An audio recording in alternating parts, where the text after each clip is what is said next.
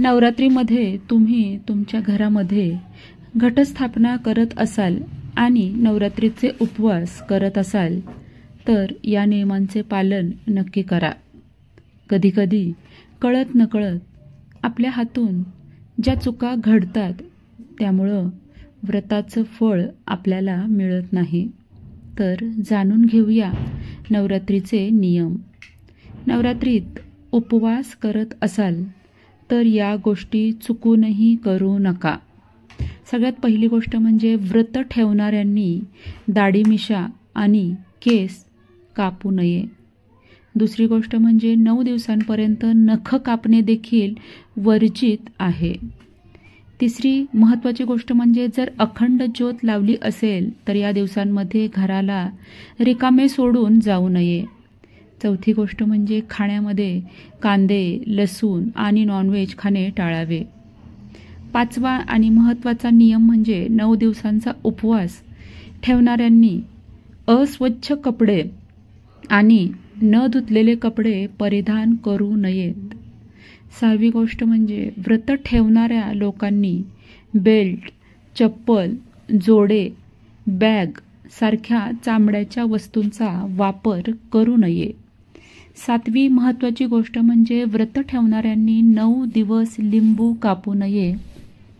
आठवा नियम महत्त्वाचा म्हणजे उपवासात 9 दिवस जेवणामध्ये धान्य आणि मिठाचं सेवन करू नये। 9वा नियम असा आहे की विष्णू पुराणानुसार नवरात्री व्रताच्या वेळेस दिवसा झोपणे हे निषेध आहे। त्यानंतर 10वी महत्त्वाची गोष्ट म्हणजे फलाहार हा एकाच जागेवर बसून शक्यतो करावा। 11वा महत्त्वाचा नियम म्हणजे चालीसा, मंत्र किंवा सप्तशतीचे पठण करत असाल तर मध्येच दुसरी गोष्ट बोलणे किंवा उठण्याची चूक करू नये। यामुळं या पाठाचं फळ नकारात्मक शक्यता घेऊन जातात। त्यानंतर 12वी महत्त्वाची गोष्ट म्हणजे बरेच लोक भूक भागवण्यासाठी तंबाखूचं सेवन करतात। ही चूक उपवासादरम्यान करू नये। व्यसनामुळं व्रत खंडित होते। 13वी आणि सगळ्यात महत्त्वाची गोष्ट म्हणजे शारीरिक संबंध स्थापित केल्याने व्रताचे योग्य फळ मिळत नाही। या काळामध्ये स्त्री आणि पुरुष दोघांनाही ब्रह्मचर्याचं पालन करायचे। 14वी गोष्ट म्हणजे नवरात्रीच्या 9 दिवसामध्ये आपल्या गावामधील किंवा शक्य असेल तिथे देवीच्या मंदिरामधलं दर्शन आपल्याला अवश्य घ्यायचंय।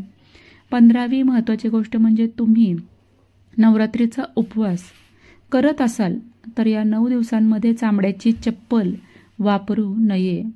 16वी गोष्ट म्हणजे असं म्हणतात की नवरात्रीत देवी आई गादीवर बसते, त्यामुळं गादीवर बसणं आपण टाळायचं आहे। 9 दिवस आपण गादीवर झोपू नये किंवा गादीवर बसू नये।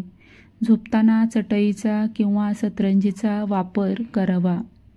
देवी पूजनाशी संबंधित व्रतवैकल्य पाळत असताना या नियमांचं काटेकोरपणे पालन करणं अत्यंत आवश्यक आहे।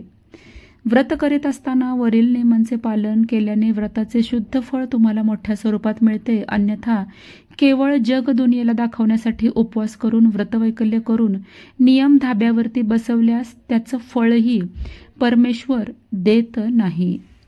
तुम्हाला आजचा व्हिडिओ आवडला असेल तर इतरांबरोबर नक्की शेअर करा। अजूनपर्यंत तुम्ही आपल्या चॅनलला सबस्क्राईब केलं नसेल तर चॅनलला प्लीज सबस्क्राईब करा। लवकरच भेटूया नवीन व्हिडिओमध्ये आणि नवीन माहितीसोबत। तोपर्यंत माझ्याकडून सगळ्यांना श्री स्वामी समर्थ नवरात्रीच्या खूप खूप शुभेच्छा।